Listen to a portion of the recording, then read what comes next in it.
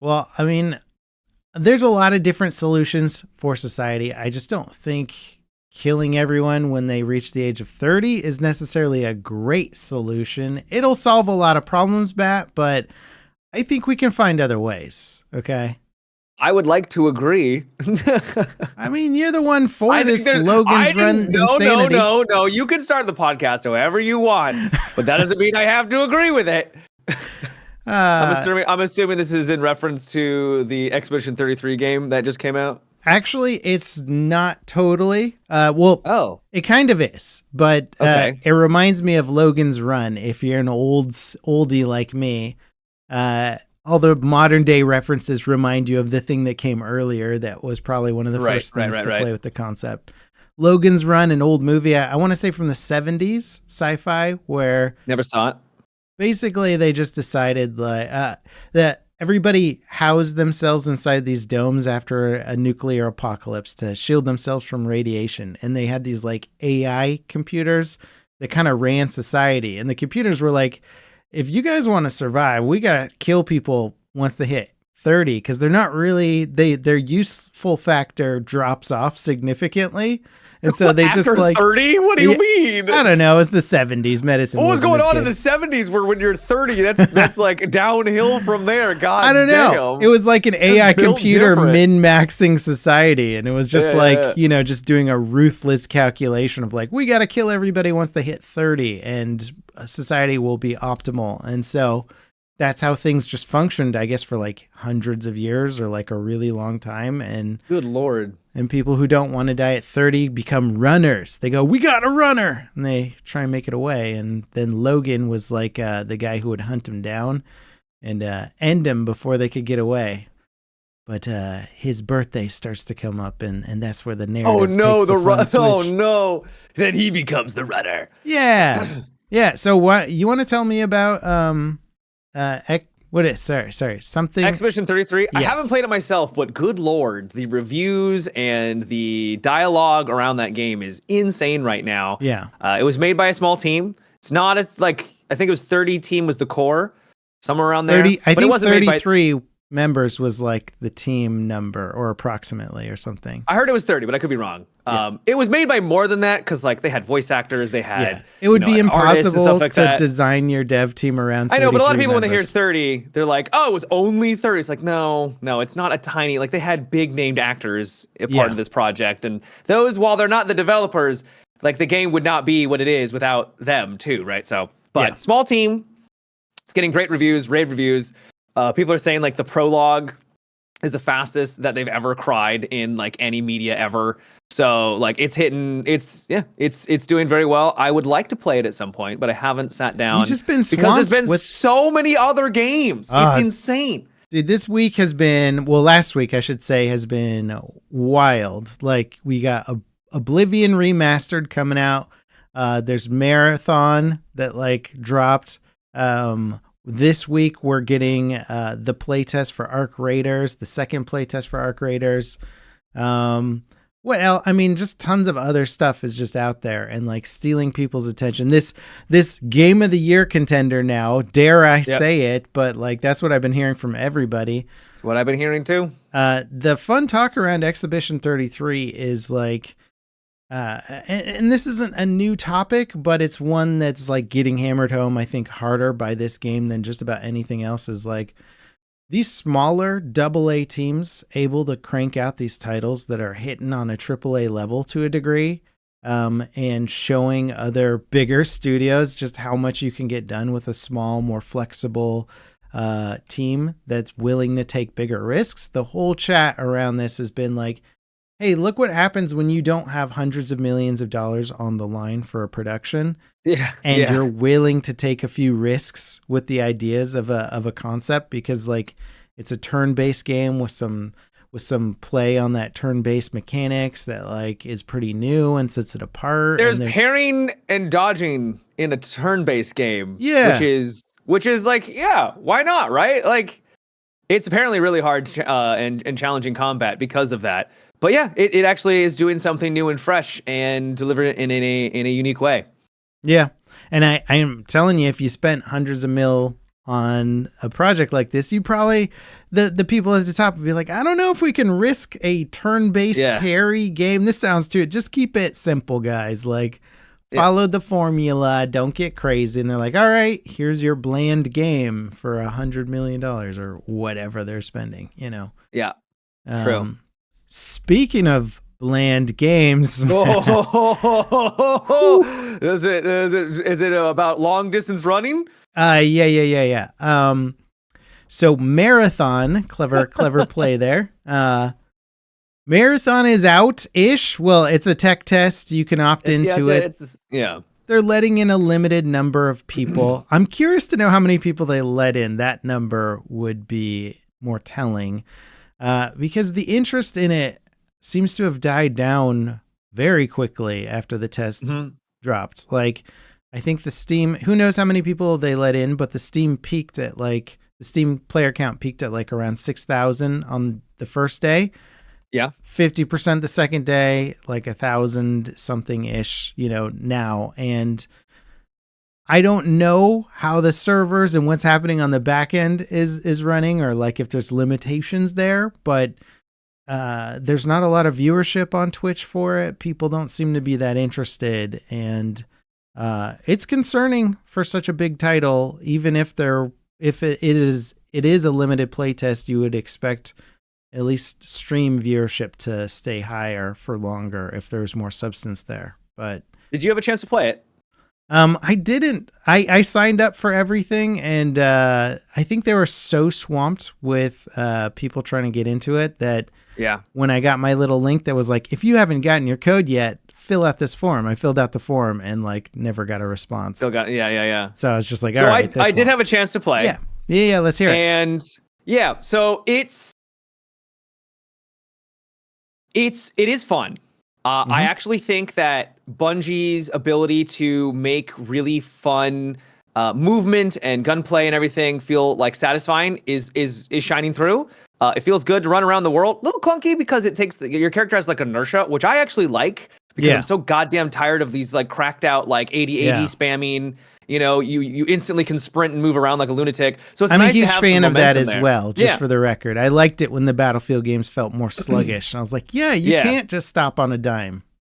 Right. Yeah. This might be going a little bit further than that, which I know some people might be turned off by. But that said, it feels good to get into like actual engagements with players. Like I had so many fun engagements where I was having to like go for flanks. I was playing as the character called, I think, Void, who can go stealth and throw down like smoke screens. So I was able to get some good flanks off while my teammates were distracting them and just having some awesome firefights. Yeah. That said, though, it is basically a dumbed down Escape from Tarkov with like almost no sense of urgency or tension that game allows for, and I feel like it's just completely missing. Maybe it's because it's just an alpha. Maybe it's because there was going to be more. But you know how in Tarkov you start off with basically just like a broken weapon that has insane recoil, and you're like, holy crap, this thing sucks. And then you slowly start to get attachments, you start getting weapons and stuff like that. And you start to get weapons that are actually pretty good. There's none of this here. You pick up like any weapon, and it's going to be accurate, and it's going to do okay damage. Maybe later on there'll be some weapons that are just like insane, will just beam you down. There's nothing to do. But the only progression I felt like I was ever getting was a new shield. So I had, instead of a gray shield, I got like a purple shield or a blue shield, which is literally just more HP, and then a bigger backpack. And that was about it. It's unfortunate. And I also will agree in that like Bungie has historically been really good with their shooting mechanics, right? And that seems to be across the board what everybody's saying is like the mechanics and the gunplay and all that stuff feels really good in it. It's just sort of like everything else feels kind of not fully thought out or not quite understanding what a extraction shooter needs to give it that little bit of magic that keeps you coming back and wanting to progress and see if you can do better on your next run and have that risk reward. I mean, the risk reward mechanic is stronger in an extraction shooter than just about any other game. So if you don't have that, you're sort of losing the whole point of it to a degree. And that was kind of the issue that I was encountering is I was just whenever I'd get into like a fight with a team, like I'd have like really good gear, at least what it felt like good gear at the time. And I was scared to lose it a little bit, Yeah. but there was at no point that kind of tension was like, holy cow, I can't believe I just got this crazy item. I would, oh no, I just got flanked and died. That sucks because I lost all this stuff. Like, yeah, it's still there, but none of the tension that I get in Tarkov. Yeah. Like none at all. So Yeah. I'm worried about that for sure. Now that you've played it, and playing a game is very different from watching a stream of a game, because as good as streams look now, there's still lots of compression. You're not seeing it at 100 and whatever FPS. Now that you've played it, how do you feel about the graphics? The graphics are better than they looked during the videos and presentations, but it still feels unfinished. Where there were moments when I was walking around, and because everything is so flat, it reminded me that it felt like at moments that I was running through BattleBit, which is not a high compliment, because BattleBit was a very flat, like literally flat, pixel-like game. So that wasn't great. And that's actually another big critique that I have, and what I've heard from other streamers and players is the world just feels very like dead. Yeah. There's very few noises. You don't really you don't hear like the creaking of buildings. I never saw any nice sight lines either, like long range stuff where you're like, oh, look at the canyon below and all that cool stuff. Everything just kind of looked like it could be a map on like a small scale shooter. Like a mini level inside of a bigger level, right? Yeah. Yep. Pretty much. Which is wild because it's Bungie and they made Destiny, a game that has incredible vistas in it and things that you see in the distance. And sure, their maps are smaller and whatnot, and a lot of it's just playing with level design, but still, you still had the vistas, this incredible landscape that would tell a story. And maybe it's just because the test is limited map wise and they're not showing off some of the cooler looking stuff, but it's concerning. And I've seen just about the same sort of comments from most people who seem to be semi-serious about these types of games. Is they're just like, yeah, I mean, there's competent aspects of this, but absolutely judging it against its competition and also what's coming out on the market in the very near future, they're just like, some of these other games are just doing it better in like every category. So it's hard to be like, yeah, Marathon's got a bright future. They're sort of like, I don't know, maybe. We'll see. It's what I'm worried about. I think we talked about this the other day, last podcast, maybe, where like the whole appeal of these extraction shooters is like the tension of them. And I just don't, and I know that I'm kind of reiterating now, but it's just not there. And like, there's no real progression either, at least from it is an alpha. Yeah. And I want to, we got to make that clear. It is an alpha, but I would get attachments and they'd be like, oh, blue attachment, like, oh, blue, oh, purple attachment. And it doesn't, like, I physically can't really feel the weapon changing that much to the point where I'm like, oh man, I got this blue weapon versus just a green weapon, right? Like, it's doing so much better, And it's not that I want weapons to all of a sudden go from absolutely terrible to like godlike. I think they can find a middle ground. But as I said, when you get like a shield that's good and then you have a good backpack, you're just soaking up loot and you're bringing it back to your base for money. And it just, I don't know, it kind of was getting a little stale even by the end of I think I put like 12 hours into the alpha. Yeah. And that seems to be, that would reflect the player numbers on Steam, right? Is like, you can only force yourself to play a game that has not much to it for so long, right? You can only sink that many hours. I do want to bring up what Matthew said in the comments right now, saying that he says it's the first extraction shooter that he's ever played, and he's been enjoying it because it's more approachable than, say, Tarkov. Yes. Although I would ask, if you haven't played Tarkov, then how do you know? But yes, we know Tarkov. I mean, it is. Yeah, it is. Without a it's doubt, hardcore. More approachable. And that's an angle for sure. I would just say the angle against that and is it's coming like to console. Getting you into a game versus keeping you into a game is a different story, because you kind of need that higher level of skill, risk, reward to keep you engaged in one of these extraction style shooters, Yeah. Also, speaking of an approachable extraction shooter, and this is a really good one to compare to Marathon, is Arc Raiders, right? There's a bunch of extraction shooters actually coming out in the near future. I think Exoborn is another one that's being worked on, but Yeah. Arc Raiders is the one that I think has the most potential. We've both played it, and I mean, it seems to be on a similar timeline as Marathon to a degree. Like, they've been working on it for a while. They've been testing it for a while. From what I've seen, because I haven't played Marathon, but from what I've seen of Arc Raiders, it looks and feels significantly further along and more refined, and the world is inviting. Like, it is so much more atmospheric. They nailed it. Like, you're playing that game, and the audio design just struck me so much. Yeah. Where you're just like, I can hear the crickets, I can hear distant explosions and fires. I can hear a robot pinging. When you're running around, you hear the jostling of your backpack, you know? Yeah. When you're looting, you stuff. Hear the sounds of it. You're like kind of wrestling through all this stuff. It just sounds really good. It looks fantastic. Like, doesn't it kind of give you the sense that you're a scavenger going into this dystopian world with robots, like, patrolling around? Like, it just the sound design alone gives me that just kind of we're just trying to survive. Yeah, so the sound design, the visual design, you get these incredibly long vistas, beautiful buildings, giant structures. You can see robots way off into the distance. Like, they don't just appear once you're within range. You'll see a robot that's like a kilometer out, and you'll be like, is that thing hunting a player? Oh, that robot's hunting another party of players. Like, let's go over there and try and gank them or something.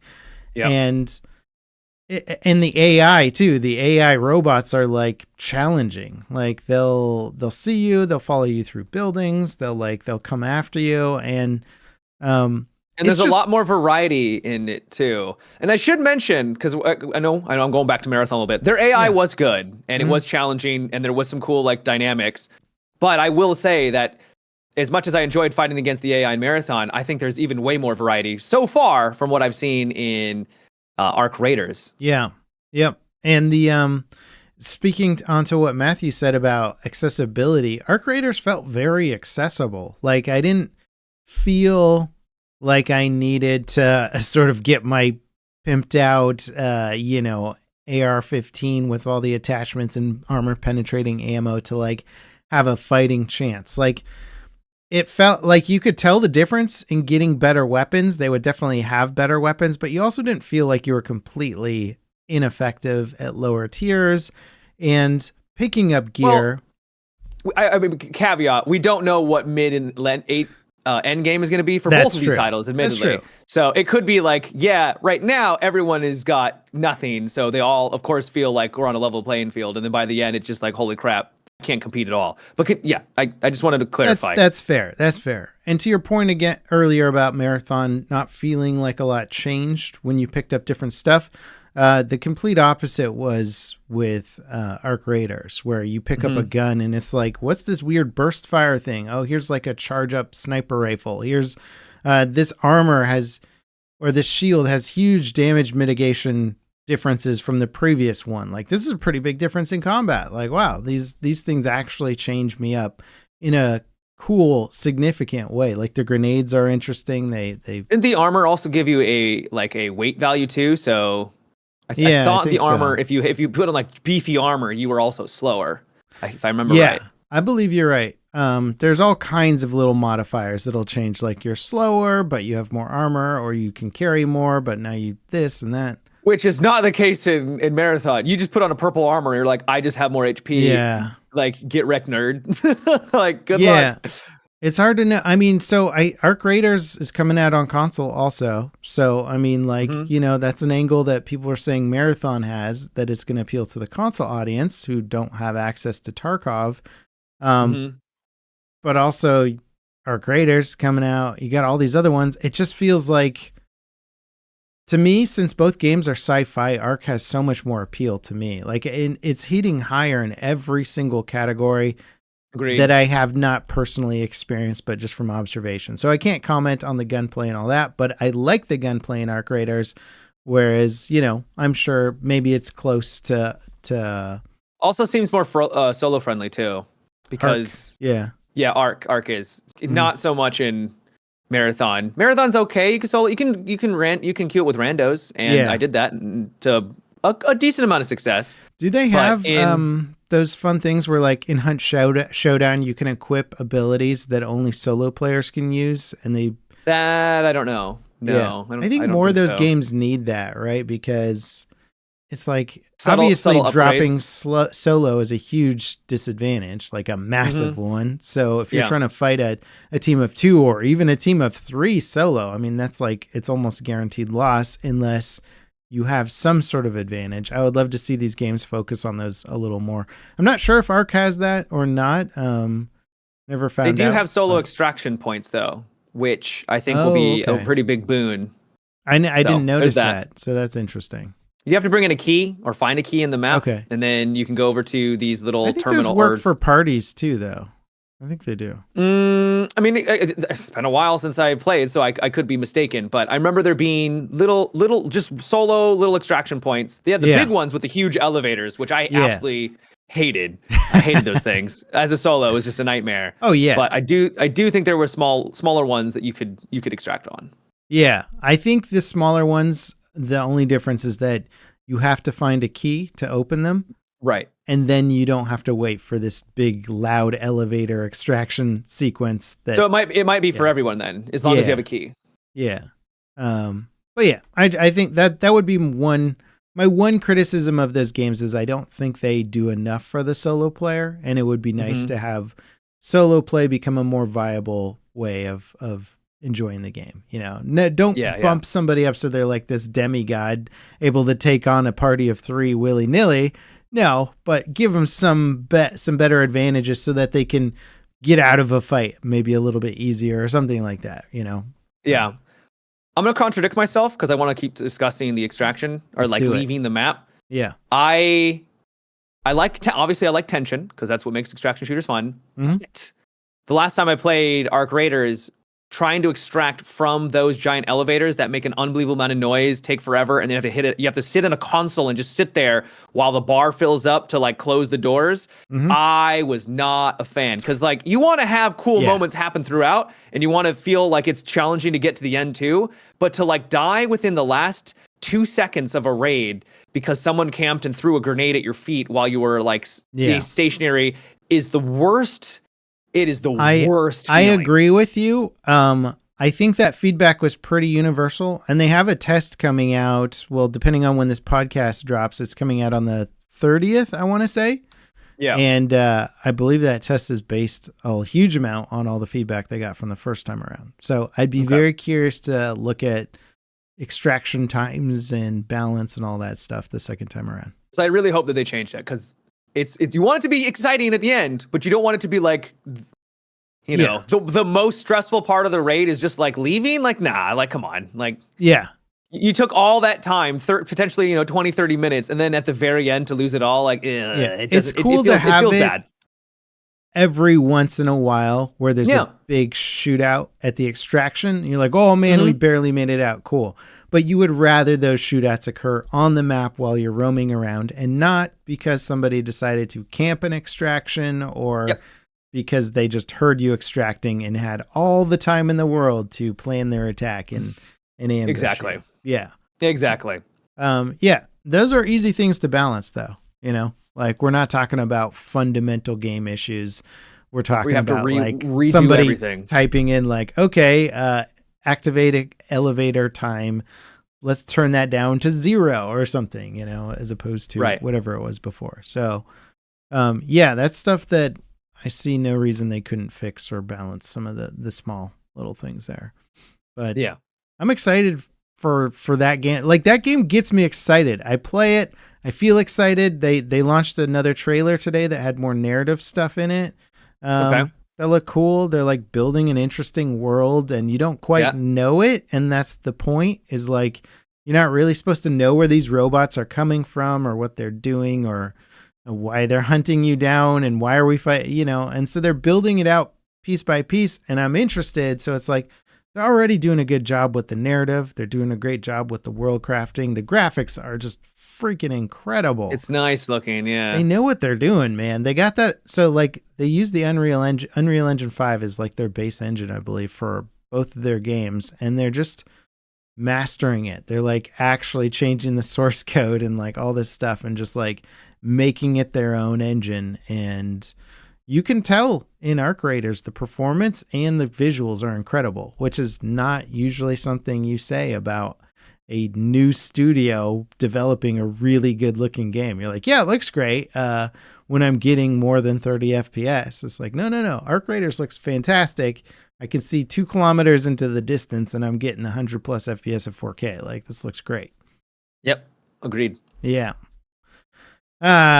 So we'll see. I mean, don't get me wrong. I'm still looking forward to Marathon because I do think the actual gameplay is fun. Like, I think when you're in engagement with other teams, it's fun, but I don't know what the long-term hook is. I just don't know what's going to keep people coming back for more, especially seasonal stuff, right? Keep people coming back every single season just to do the same thing. I don't know. There's rumors and there's talks of there's like raid-like content that's like endgame where you will open up like certain parts of the map. And that sounds really cool, right? Like a mystery of the world and you unlock a new area or what have you. And then all of a sudden you're now doing like raid content and then other teams can come in and potentially either help you, which they won't, or kill you and then finish them off yourself, right? And so like that's neat. But is that enough to keep people engaged? I'm not seeing. It's also neat. I think that's the key word. It's not awesome. It's not that thing that you're like, dude, have you seen the raids and like, it just sounds like a mechanic that you're like, oh yeah, I guess that's kind of cool. But it's hard to put it all together in some sort of package where you can market it to someone, right? Where it's like most games that I enjoy, I can enthusiastically communicate why it's cool to somebody. And Marathon is like a game where I go, okay, what's the thing that I talk about that makes it cool? So why do you think the hook for that'll keep coming back for Arc Raiders compared to Marathon? Just as a discussion point. Yeah, no, that's fair. The first thing that grips me about Arc Raiders is an incredibly well realized world. Like, crisp visuals. It's really fun just sound. Being in the world, isn't it? Yeah, you feel like you are a scavenger on the surface of a dystopian robot-infested world. And that might sound not that interesting on the surface because we've played a lot of games with really cool, well-crafted worlds. But it's sort of like if you took the fidelity of like Stalker 2 almost, and you said, well, what if that performed really well and was a multiplayer extraction shooter? But with a different style to it, but like taking that same sort of incredible world crafting, that's sort of where it stands, you know? Because at the same time, you could argue that Stalker 2 is kind of not particularly innovative with its gameplay per se, but the world crafting is what sells that concept. And so to me, Arc is like, yeah, they're not really like changing up the rules in terms of what an extraction shooter is, but they're throwing incredible world crafting at it. And then also just on every facet of what it requires to be a good extraction shooter, especially with PvE, they're knocking it out of the park. Like the robots are hard to fight against. Like you trigger the wrong robot and in the middle of a firefight and they're like third partying you basically. And you're just like, oh God, the robot killed us while we were trying to defend against this team. Yeah. I also feel like the progression is more engaging too. It does feel like you're actually getting like, oh, here's a cooler weapon or here's a just something. I just felt like I was getting more out of it in terms of my progression, even the very short amount of time that I played. Yeah, I agree. That is something that's like so hard to realize with some of the extraction shooters where it's just like, here's some duct tape. And it's like, give me 100 rolls of duct tape. They have that there too. They do. They got duct tape. I'm not harping on duct tape, but I'm saying like some of the vendors are like, give me like 30 rolls of duct tape and I'll give you like a magazine or something. You're like, all right, cool. I'll be here for 4 hours just to like upgrade my kit. So that was not the case in Arc Raiders. It felt like stuff was much more accessible. And obviously all that stuff can change by launch and we'll see. But they just seem to be much closer. Both games could be bangings and both of them could suck at launch. You know, we don't know. We're just off alpha, right? And we don't have the full picture yet. Absolutely. And that's a perfectly fine excuse to use to say this game could be great at launch. But Arc feels way more dialed in and it felt way more dialed in,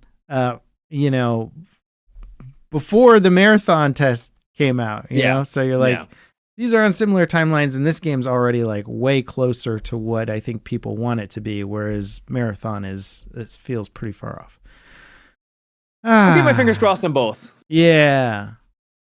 Well, you want to switch over? I got no good segue for this one because don't always need a segue. Just hit don't me need with a segue. I mean, Oblivion, man, this sort of it literally came out of nowhere to a degree. It was a shadow drop, whatever you want to call it. Yeah, shadow launch. Shadow launch, screwing over any indie dev that was like, I'm going to launch my game this week. And they're like, suck it, Oblivion. And they're just like, all right. That's been a fun little issue to track in the indie dev world. But anyway, Oblivion, it's a remaster of the 4th Elder Scrolls game.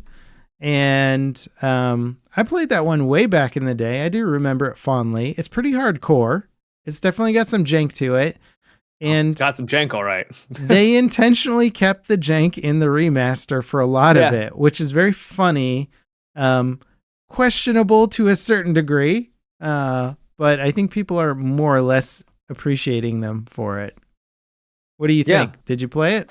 I've put a decent amount of time into it now, and I've been enjoying myself. I have just basically been doing the guild quest and just trying to do those as I go along. I've done a little bit of the main story, and I'm just enjoying my life as a kind of rogue, arcane, trickster assassin style dude. It's fun. Yeah. I will say the difficulty is the dumbest, like broken nonsense ever. You start the game off as like I tried it on expert, which was the second hardest difficulty. Nope. And in the tutorial, you just start slapping the first enemy rat you come across, and you're doing like maybe 5% of its health, and you just have to keep swinging. This is one of those back in my day difficulty levels. Back in my day, you could be a knight in golden armor, and a rat would kill you. Yeah. And so I quickly realized that it's just not worth playing, because I thought like, oh, it's finely crafted. Like maybe I just need to get the right weapon. Maybe no. You just going on expert. I wouldn't even want to try master. I don't even know what that would have been like. It was awful. So I went to adept, and it was too easy. Expert was too hard. But now that I've got more time into it, I'm now starting like some quests where I'm like, dude, this is actually becoming insanely difficult, even on adept. So maybe I was just too low level for the quests that I was doing. But it just goes to show that the leveling in that is nonsense. It's just all over the place. It's one of those games, and I think we were more accepting of this back in the day, because when this game came out, I don't think people were like making what year did it come out? There were guides. There weren't YouTube videos. YouTube may have just gotten started. Yeah, exactly. So you didn't really have any resources to like figure out a good build. I remember losing one of my runs or giving up on a run because I got bit by a vampire, but missed the like probably minuscule notification that told me I got bit by a vampire. And then like one day come out of my house and I'm dying to the sunlight, and I'm like, oh, what's happening? And I didn't even know why. I thought it was because the effect that shows that you're dying to the sunlight looks like it's like you're freezing to death. And I was in the snow area. So I thought I was dying because it was too cold outside. So I kept trying to get warmer clothes. And then eventually I was awesome. Yeah. The game had no communication of why I was dying over and over and over. And it just made me nuts. And that's what games were like back then. Yeah. Where you're just like, definitely. I don't understand what's happening right now. It's like, oh, you got bit by a vampire in that one cave you went into. And now you're a vampire, obviously. And we are not communicating that to you in any good way. Yeah. That was like 20 hours of gameplay that I was just like, I guess I'm giving up on this run. I don't know what's happening. I die in the cold every time. You could just stay in the dark the entire time. Miserable. I know. Yeah. Have you been bit by a vampire yet? I've been playing as an Argonian, and I get like 75% resistant to diseases. And I don't think I am as prone to the vampirism. I should have gone for Argonians. Or can you start as a vampire or something? That would be. I don't think you can, no. And you can only play at night or something. Yeah. Yeah. It is a neat game. It's cool that you can just turn into a vampire where you're like, oh, you got bit by a vampire. now And now you're a you're a vampire. vampire. Yeah. Yeah. How many Yeah. games like do that? And then you're like, oh, you can only go outside at night. You're like, oh my God, do I have to play the game outside now? I mean, I think you can cure it. But I believe so. yeah. But anyway, it's like, yeah, you got to cure it at night. Yeah. The world and like the remastered effects are fantastic. The visuals, it walks this fine line where sometimes it looks really old and other times it looks like brand new. And then for the most part, it walks like in between that, where you're just like, it looks great, but it also looks old at the same time, if that makes any sense whatsoever. It's because it's locked into its old sort of movement and animations, and kind of like the timing, maybe not animations per se, but like the timing of it all is locked into a very old system. So you can't change that too much without it making it feel like a different game. So they're trying to be faithful to the original game, which means locking it into kind of clunky movement and navigation and style of things, and then being like, look at these incredible high res textures and models and all that. You're like, wow. I think it's a nice way to remaster a game without losing its essence. And I think that's what they're going for, right? So I think that's why it still feels old, because it's got its essence there, right? It's kind of old clunkiness. And boy, that combat. Oh, clunky. Yeah, where you're just like swinging a sword and then you just get hit and you're like, all right, I guess I'm dying. It's literally like the entire, like apparently because I've never played the original Oblivion, so I'm coming from someone who never had a chance to play that. I think it's pretty similar to the new one. I think they updated some things, like the casting spells and stuff is just like on a second button, so you can just at any time just cast a spell. You can swap between them with your 1 through whatever, and then cast a spell whenever you want, which is great. Feels good, but for the most part, like combat is just swinging a sword, just back and forth, while they also swing their sword back and forth. It looks like Minecraft. You could try to block from time to time, and like sometimes there's nuance there. You can also try to like back up and like try to keep your distance while they go for an attack. But because the hitbox on these things are just so massive, you'll be like a mile away and they'll be like, yeah, no, I still hit you, dude, and then just like. There's very little like actual skill and nuance, I feel, that a more modern title would allow you to express. It's still fun, and it makes it more of just like, you have to have the right stats, you have to have the right spells, but yeah, it's still fun, but definitely janky. It's sort of like, it has like action RPG combat mechanics, but from a first person, so it throws you off into thinking that there's more nuance, and it's like, nah. Just make sure your stats are better than their stats. You're like, all right. Pretty much. Yeah, pretty much. Yeah. It's frustrating because you want to be able to take on higher level guys or go into more dangerous areas. And you're like, I'll just outskill them. And the game's like, no, you won't. No, you won't. No, you won't. They're going to kill you. I got to this one part in the Thieves Guild quest, and it was near the end. So that's probably why. But straight up went into the room, started attacking these zombies. Zombies started regenerating their health. I'm like, I literally physically cannot kill these things. There's no way for me to get, and then they're just like two-shotting me. So, and this was on like adept difficulty too. So I wasn't like, on the hardest difficulty or anything. Yeah.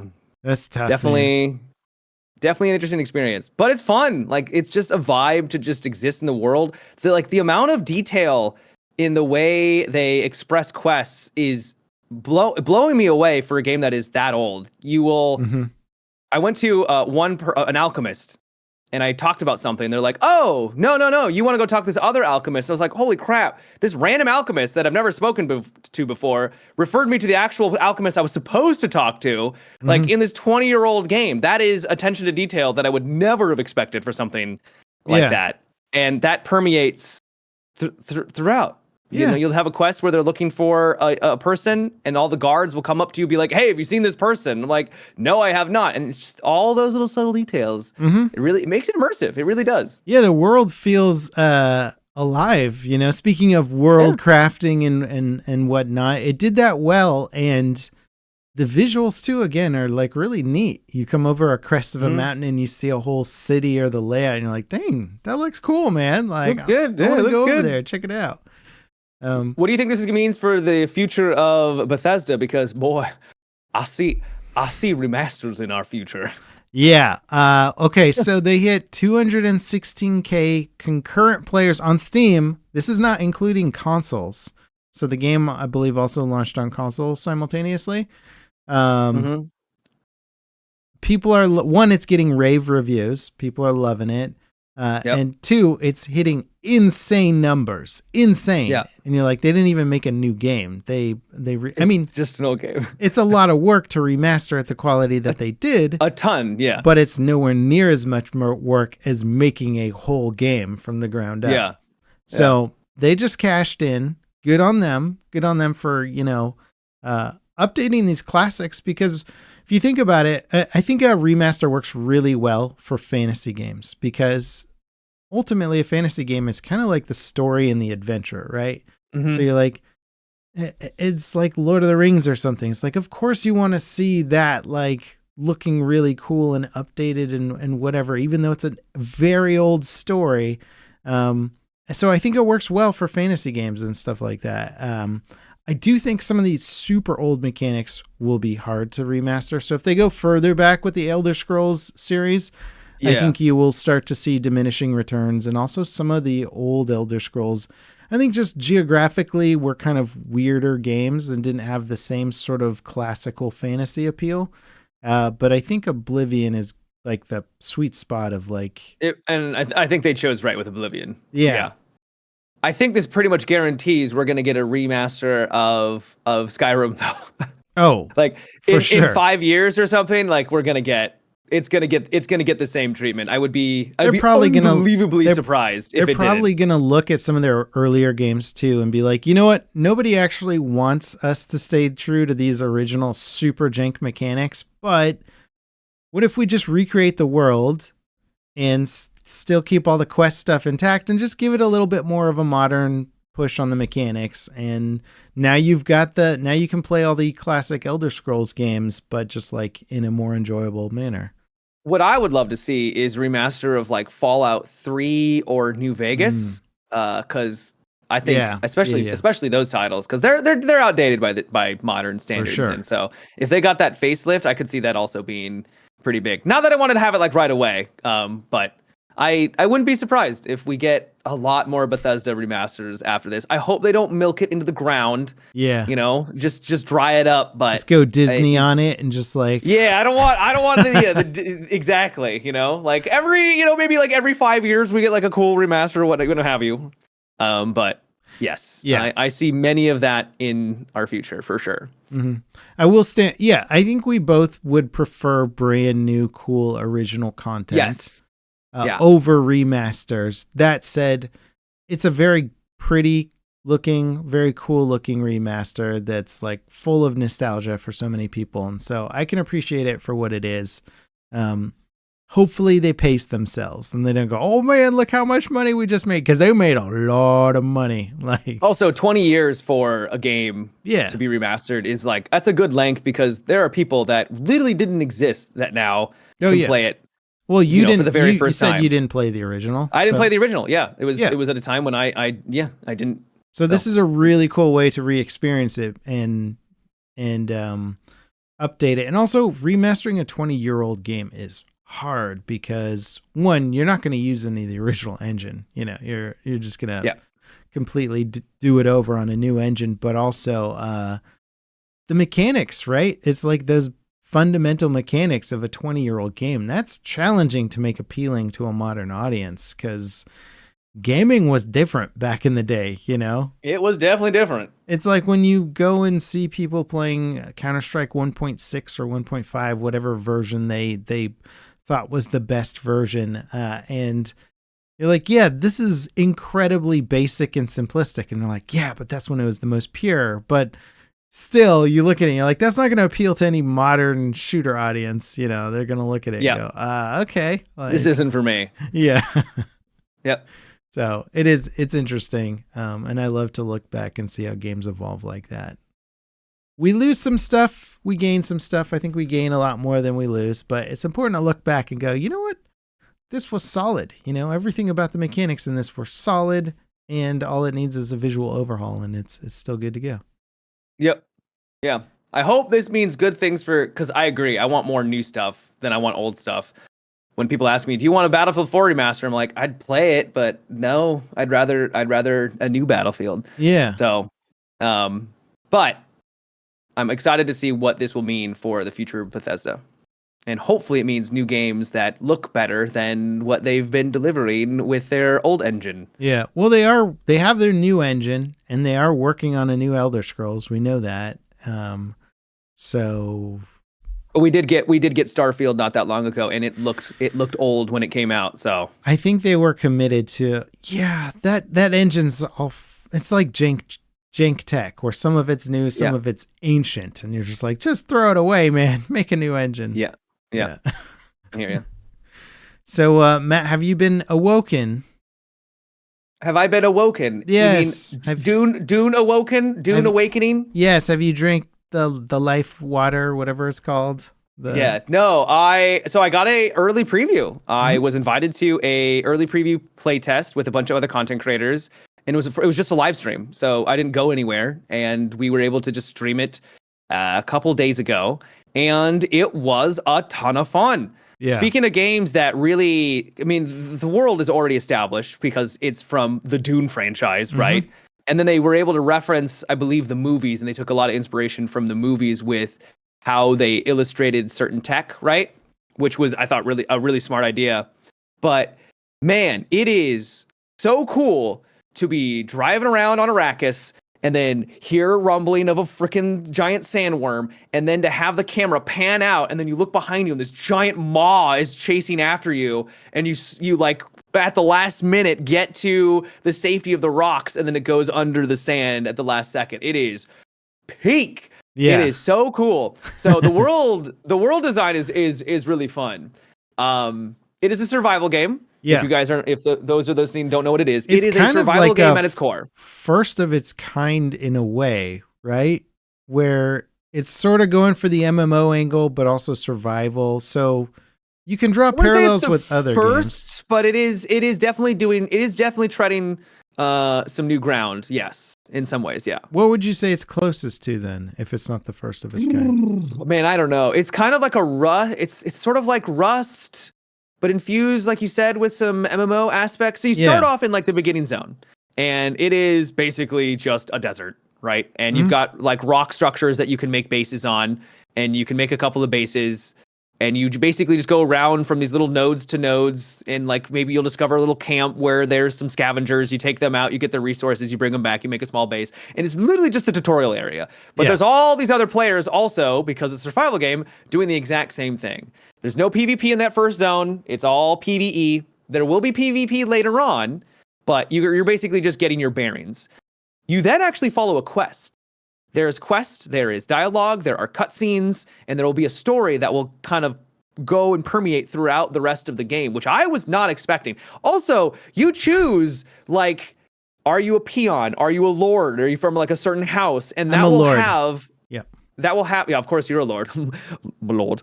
That will have impact on the dialogue choices that you can have with the NPCs. I'm like, I didn't expect this.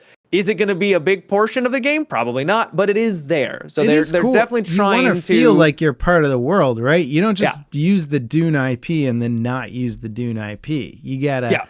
I want to be a Harkonnen man, and I just want to like be just this bloodthirsty killer that like takes over the universe, you know? It'd be sick. Yes. So they do have that. The early stages. What were you? I just picked like a peon from what is Paul's house? Paul Atreides? Yeah. So what world was he from? I can't remember. I can't think of it now, man. The House of Atreides. Fake fan. Yeah. Fake fans. Anyways, I only read the first book. There's like 6 books. Yeah. The beginning area is really basic and a little bit more basic than I was hoping for, because like I said, you just have these little camps that you go around to, and there's like a couple of scavengers, and it's like really it's really simple. Sure. Really, really, really simple. And I was like, ooh, this is kind of giving off a it doesn't feel very lived in when you're engaging with some of the enemies, unfortunately. But then you start to discover like underground bases, and you start to discover like big mining like structures and stuff like that. That will be guarded by even more as you get to like the tier 2 area. So I'm hopeful that it will like get fleshed out and there'll be more variety, because those like beginning areas are kind of cookie cutter. But I Yeah, think that okay. once you get deeper into like the harder content, because I didn't get to mid game and I definitely didn't get to end game. Yeah. I think it's going to get more fleshed out. On top of that, the game is early on is just PvE, but it will by the end be I think a social PvP game. So you didn't get to where the PvP content yet. Okay. No. It's interesting because I've been following the game for quite a while, and that seems to be where Mhm. most of the discussion is on the PvP side of things, because that is supposed to be sort of the end game loop is like very PvP heavy, kind of Yep. making the illusion to Rust again, where you're Yep. sort of building and scavenging, but you're fighting other players while you're trying to do all that and progress in the game. Mhm. So that'll be super interesting. It's also interesting that you say early on it felt a little more vacant, because I don't know, just speaking from like a dev's perspective, you would want to put your best content up front, you know? Yeah. Well, I think it's also because they don't want to throw a bunch of enemies at you at the start. Yeah. So and because everyone spawns in and you all kind of have to find your own little nook and cranny to make your small little base. So Yeah. you go around and you just see there's a player base, there's a player base, there's a player base. And then like nestled in there is like an NPC camp with some enemies, you know? And so it just kind of feels a little bit more gamified in that way. I don't feel like I'm exploring a world. It feels like I'm playing a video game, which is fine. But that's kind of what I meant by more of like cookie cutter. Yeah. I think once you've got your people at the beginning that move further in, there's going to be a lot less diversity of player housing and bases that you're going to find. And it's going to be, everyone's going to get spread out is essentially what I'm trying to say. Mhm. And then I think it's going to feel more immersive in that respect. Yeah. So it wasn't bad, but that was just a small thing I kind of noticed at the start. I'm excited for it just because it is new. They're trying some different stuff with it, and they're using the Dune IP, which is a really cool IP. If you can make a game that takes place 100% it's not 100% in the desert though, right? Like there are some slightly different. They said that there will be more biomes. They realized that if it was just all desert, it'd be boring. And I agree. I think by the end that would get really stale. So there should be some lush areas, but they're not going to, it's not going to get like insane with the biomes. Yeah, I hear you. That's like their biggest challenge. They're like, it's so beautiful until you get bored of the desert. And then you're like, I'm sick of the sand. Yep. Yeah, no, I'm curious. I'm interested because it's doing something different. We don't quite know how to define the game yet because it's mixing all these different ideas together with the Dune IP, and the studio's interesting. I kind of like them, and I'm curious to see what they can do. So I've had my eyes on it for a while. I should talk about the actual like weapon mechanics, because using the weapons are fun. So you got like some guns that you can shoot darts at people, and that feels pretty good. It's not like insane, but it does feel good. And you're using really basic stuff at the start, like a pistol, and then you get kind of like a rifle. I imagine that's going to be way more interesting by the end. But the melee combat, oh boy, is it bad. Oh no. It's not good. It's not good. No, that's it's such very an important floaty. part of Dune. I know.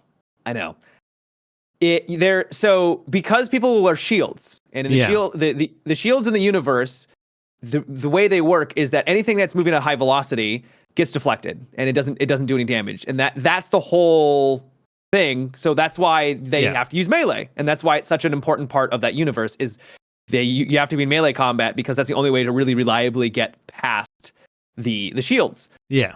The problem is the heavy attacks are like your slow attack to get through the shield to like actually deal damage. But it just results in these awkward and horrible moments where you're like, stab, and the enemy will either sit there and take it, or they'll dodge out of the way. And so then you're just like, I'm attacking the air now. And it just feels really floaty and awkward, and you're like, what is even going on right now? And if you're fighting more than one at the same time, and you're going through like a heavy attack, you're like, there's ways to get around it. There's a grapple hook, and the movement feels really good. You can have a grapple hook, and then like a boost thing, which is like using like their force of, using spice. It's actually not spice, but Yeah.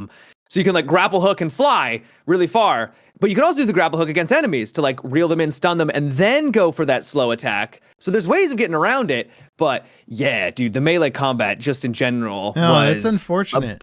It was a pretty big sour that could have spot. been really cool. Also, didn't the studio do like Conan or something? So they're like, they have melee combat as kind of like one of their skill sets, right? It should be something they know how to do well. I know in the movie they tried to replicate some of the slow fighting with the shields and stuff, and it looked neat in the movie, but there's certain things that you're like, let's not translate that to gameplay because that would suck. I'm curious to see what the combat will be like for Endgame, because if people are able to wear those shields, which I imagine they will, does that mean that everyone's going to have to start to just be in melee combat? And if that is the case, I think the PvP will absolutely suck. If it's, you can break the shields by just bombarding them, like overloading the shields, because I think that mentioned really like briefly that you can use like actual weapons at a distance to break them. Maybe there'll be like certain weapons that you can use at a distance that will like reliably shut them down, and then you can switch it over to your primary to then deal sustained fire. I don't know. But that was one big concern that I had. Probably my biggest concern is the melee combat. I don't think they're going to be able to fix it and tighten it up by release, because it's too close. I think it's just going to be janky. It's not ruining it for me, because as I said, love survival games. The gunplay I think is fine enough where it's serviceable. Can't wait to see how everything will progress. But yeah, I'm a little worried about the melee combat. That's probably my biggest critique. Okay. That's interesting to keep in mind. I'm most curious about the PvP side of things. And the idea of creating a Rust MMO style game using the Dune IP. You're like, damn, that sounds really cool, actually. It sounds like a great idea. I'm all on board for it. So I'm really rooting for these guys. And Me too. I've heard similar critiques about weird little mechanics with it, but people seem to generally be excited about the idea. They're like, I want this to work. I want it to work. It's a cool idea. Not recycling the exact same thing, which is usually what you expect from a big IP game. They're just like, just make this game, but make it the Avengers instead. And you're like, okay, fine. So innovative. But they're actually innovating with Dune. So it's cool, man. Now I'm excited. Now, there's been a lot of copy and paste games that we've talked about a bit in the past, and there was a trailer for a game that came out a few days ago. I want to say last week. It was like Thursday or Friday last week, called Hunger. Have you seen this trailer? I thought it looked sick, even if it is a copy and paste of Hunt Showdown. Yeah, I also, same, right? I think it looked really cool. It's made by the devs who made Hell Let Loose, which is interesting because this is a very different feeling game from a very different military sim. World War II didn't have giant abomination, like, zombie looking things? Yeah. So the devs from Hell Let Loose decided to make a Napoleonic era game. And you're like, oh, Napoleonic military sim? Not quite. No. It's an extraction game, isn't it? Yeah. It's basically looks like Hunt Showdown in the Napoleonic era with like fantasy weapons mixed in and melee weapons and zombies and demonic creatures and stuff. It does look really cool. It looks cool because looks like Hunt Showdown. It looks like Hunt Showdown, and Hunt Showdown has a great aesthetic. Yeah, Hunt Showdown has one of the best art directions in like gaming, period. It's just such a good looking game. Fantastic audio design, great music, just gets you vibing right away, even before you load up a match. I think these guys know what they're doing. They're sort of like, let's just take a lot of that style guide and just put it in our game. And it looks cool, man. I do want to play the Napoleonic version of Hunt Showdown. I couldn't tell what actually made it that different, actually, to be honest. It looked very... I thought I saw like a screen where there was like loot and they were trying to find loot. So I think it's a little bit of an extraction. Oh, yeah. It might be an extraction game. Yeah. So Hunt was so early that they didn't really kind of steal the typical looting mechanics that were starting. Hunt Showdown is an extraction shooter, but it is not an extraction shooter, if that makes any goddamn sense. Yeah, when I think it was one of the shooter, first ones. It was one of the first ones, and so they hadn't really established what the ground rules for what we think of as an extraction shooter. So they're like, I don't know, I guess you go in with a pre-built kit and then you can kill people, and can you take stuff from them? Kinda, but not really. Yeah, some stuff you can grab. Yeah, but not a lot. It's not quite the same. So, unfortunately for them, I think they missed out on some cool mechanics that might have elevated their game to a degree, but they still have a fun gameplay loop. And now this game's coming along and saying, what if it was Hunt Showdown, but Napoleonic, and we had a more traditional looting system, which players seem to gravitate towards. It looks cool. Visually, it does look a little more indie than Hunt Showdown. If you look closely, yes, it kind of looks rough around the edges. Quite literally, some of the edges just look just stark and not well refined on some of the models and stuff. It's got a little bit of that Hell Let Loose indie dev vibe to it. I don't think that'll be enough to hold it back, hopefully, assuming that the performance and the animations and all that stuff hold up. One of the things that makes Hunt feel so good, though, is a really smooth animation system and all that stuff. And that's a lot of work, and that requires a lot of skill to match that. So it's also going to be slower than your other extraction, because it's pretty much like just like Hunt. You're using bolt actions. You're using revolvers, right? Yeah. Slower firing weapons. Not something you can just, high rate of fire. Just more melee somebody. Focused than Hunt as well. Yeah. That'll be an interesting. I like the idea of games that can blend melee and shooters together in a way that makes sense. So it'll be really interesting to see how they blend that together.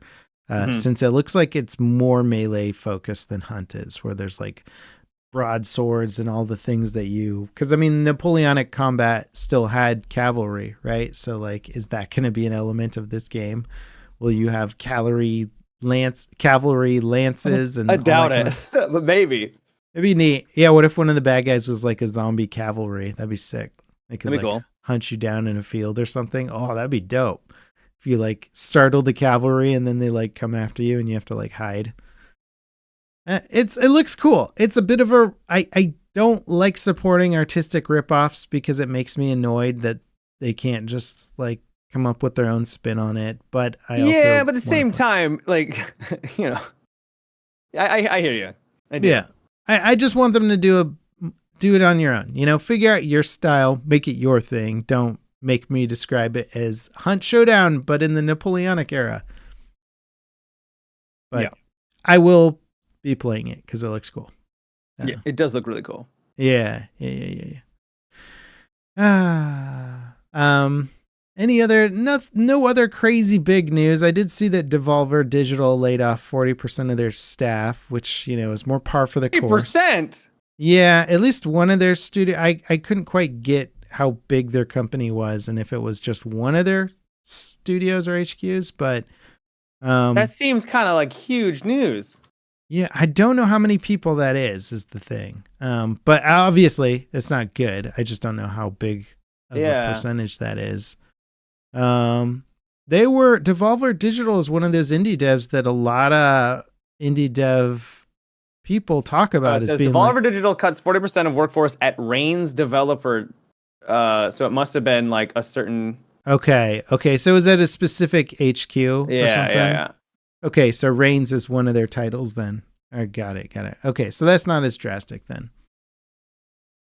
Yeah. But yeah, hopefully they're doing good. Devolver Digital is one of those studios that everybody talks about as being like, oh, they're so like ahead of their time. They're cool and everything they're doing is good and they're taking risks. They're the underdogs.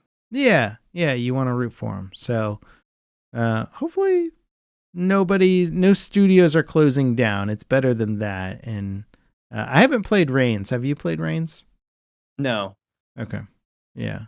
Really, one of the few titles that I'm more familiar with is the Talos Principle, but the other stuff seems much more indie. But they've got a pretty big catalog of indie games. Mm-hmm. Looks interesting. Yeah.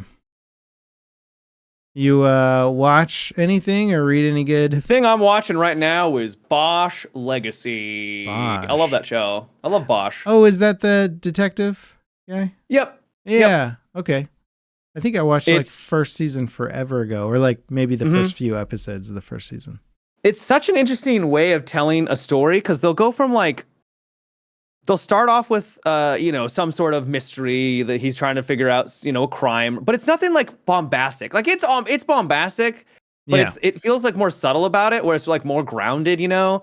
You don't get like have like crazy shootouts or anything like that. There'll be like tense moments from time to time, but it just kind of goes through like the day to day of this dude trying to figure out like what happened. Yeah. And then like there'll be like a little nugget, something that they introduce. And then so like at the beginning of the season, there'll be like a storyline, and then that will wrap up by like the halfway point. But then because like it's already introduced like a little nugget that then kind of grows into something more, then by the end, the season finale is something entirely different than what it was at the very beginning. So it's like episodic, but not. It's really, I don't know. It feels kind of like it's just you're just watching this guy and watching this family and this, just doing what he's doing. Yeah. It's a really chill, interesting show, and I really like it a lot.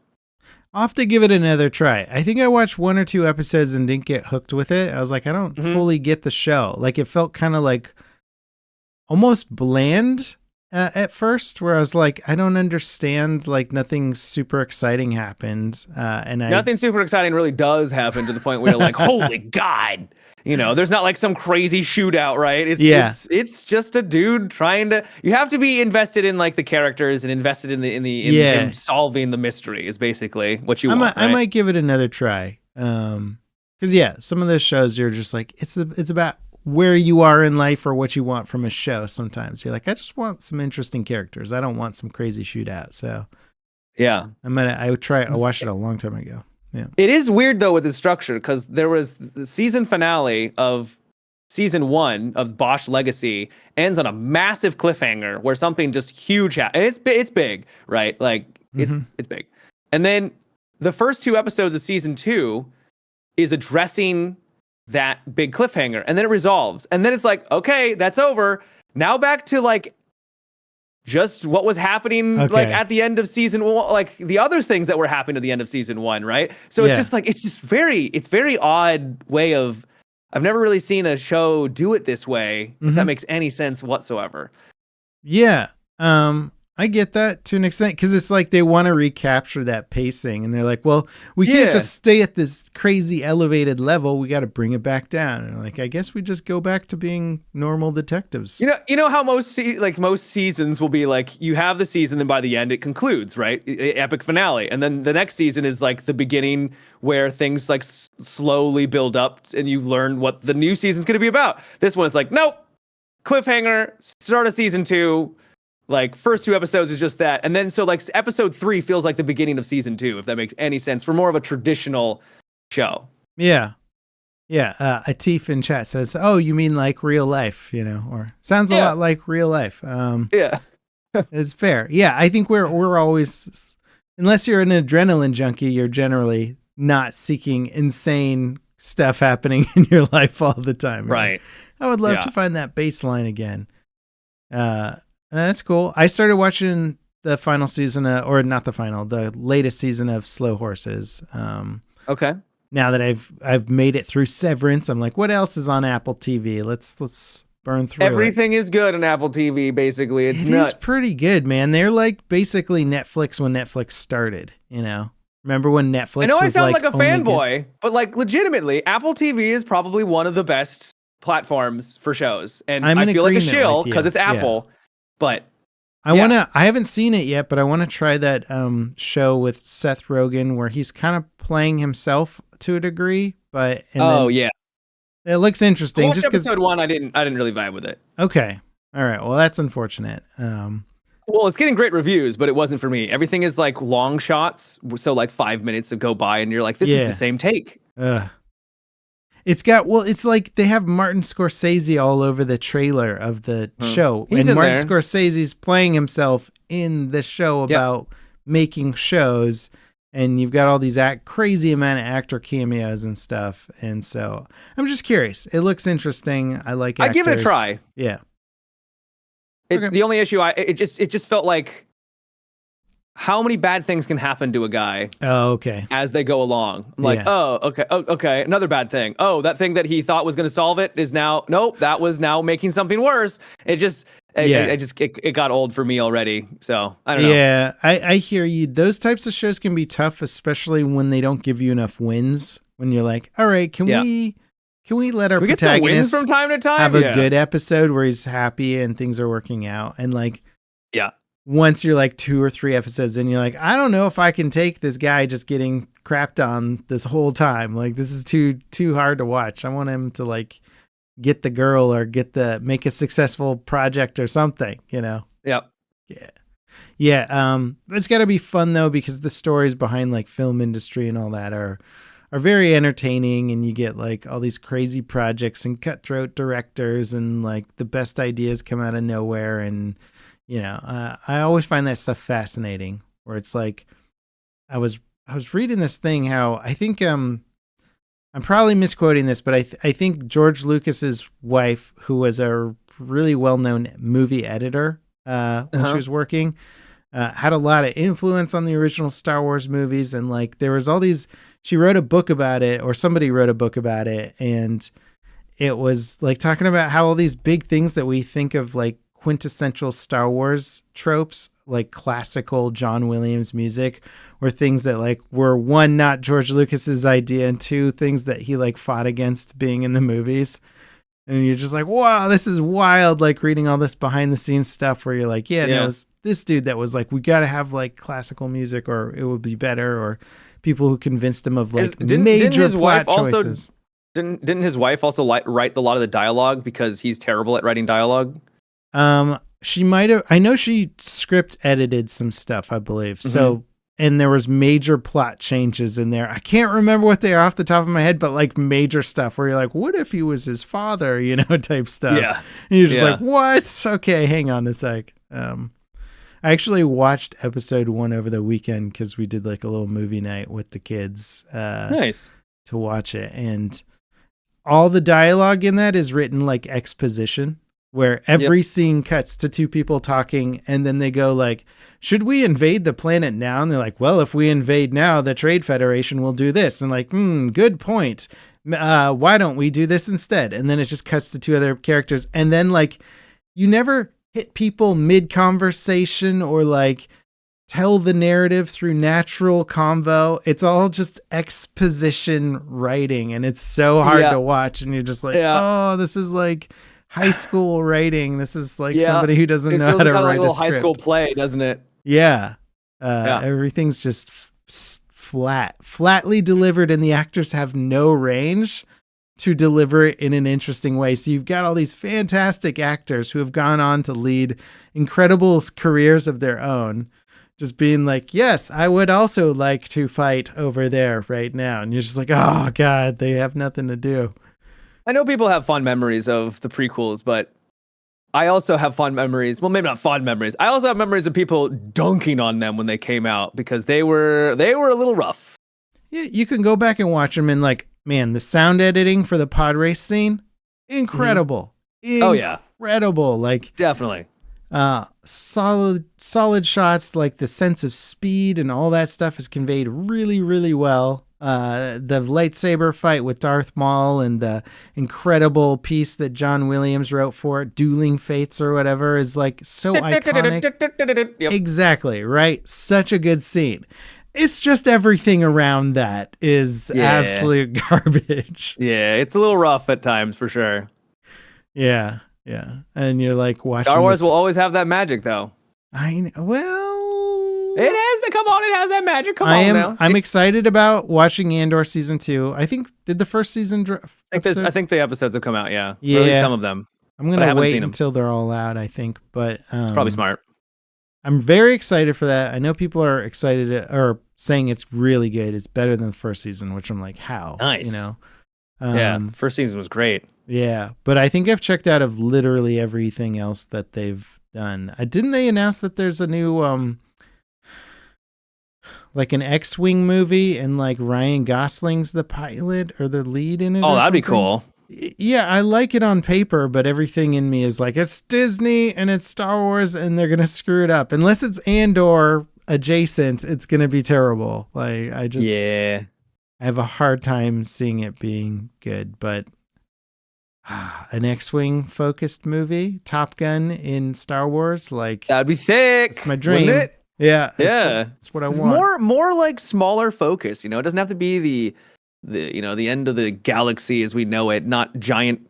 Like, yeah, just have some stories about just the normal people. Well, maybe not normal people, but just regular guys, because it's what makes Andor so much more fun, in my opinion, is you finally get to see why people hated the Empire.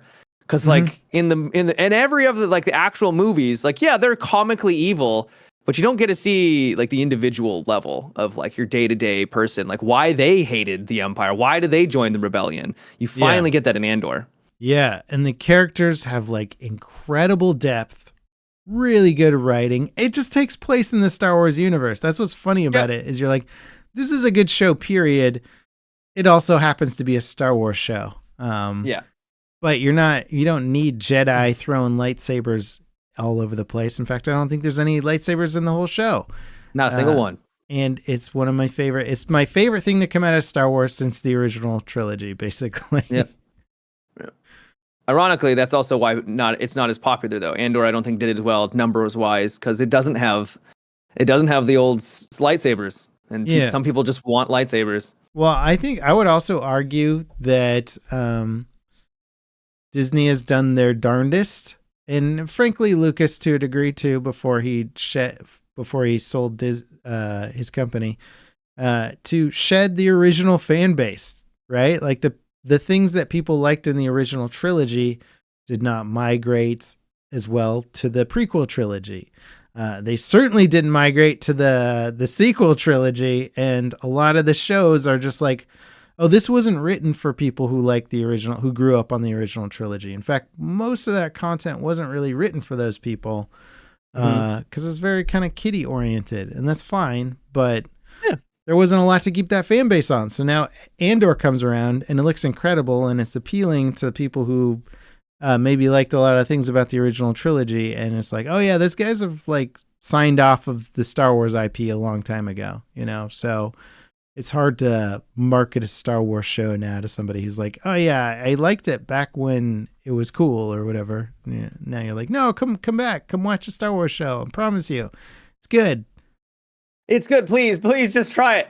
It's like when somebody tells me that the new Star Trek shows are good, and I'm like, all right, I'll drop by for an episode. And then it's just like, oh God, what is this? This is awful. And then I have to turn it off and just live in my TNG happy place. Yep. Shall we wrap up the old Potteroonie there? Sounds good. All right. Well, everybody, thank you for dropping by. I forgot to promote our Patreon and all that stuff at the start. Check it out. It's in the description. You guys can watch the podcast live and come hang out for a post-podcast chat where we talk about all kinds of cool stuff. Gaming, non-gaming, life, politics. Not really. No. But we appreciate y'all. I hope you enjoyed the episode. And we'll see you next time. Matt's going to leave you with some super valuable advice. Super valuable advice. So, play on adept. Don't go expert. You'll thank me later. In life. Yeah. Yeah. Be an adept. Don't be an expert. Just be adept. It's good advice. I was watching streamers play on expert. I was watching Shroud, I think, play on expert, and he was just like raging. He was like, what am I supposed to do? Yeah. Yeah. Good times. All right, everybody. We'll see you next time. Peace out. Take care.